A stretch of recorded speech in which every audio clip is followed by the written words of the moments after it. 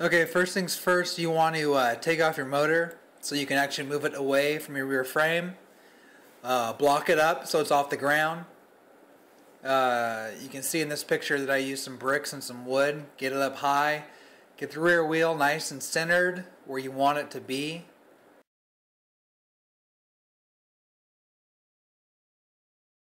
Next, you want to take the long tube that's not cut, install the two nuts in both sides.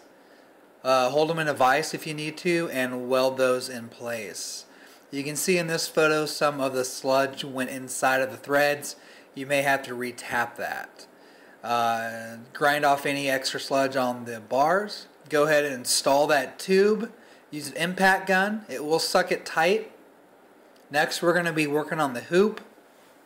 Go ahead and take the two tabs, install those onto the motor, bolt down the long engine bolt nice and tight, place the hoop on top of that. What's not shown is you want to put a level on top of this to make sure both sides are equal. Tack weld, then remove and do a hard weld off of the motor. Go ahead and install the hoop, bolt down nice and tight. Make sure everything's nice and centered still. Go ahead and install the two crossbars. Get your angles nice and right. If you notice that the engine is still blocked up off the ground, you need this ground clearance.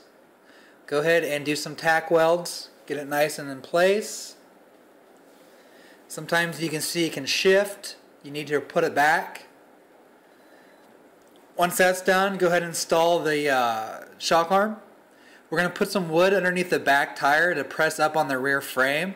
This will push the motor up off the ground higher. You want the head of the motor as close to the bottom of the rear bars as possible. This is very crucial. Go ahead and do some tack welds on the shock arm.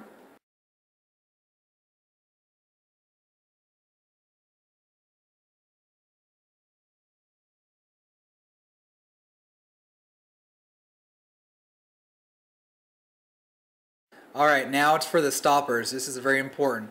You need to make sure that the motor is pressed up high off the ground, close to the bottom of the mount as possible. You're going to slip the stoppers behind the mount, then you're going to go ahead and tack weld them in place. It's best sometimes to use some C-clamps.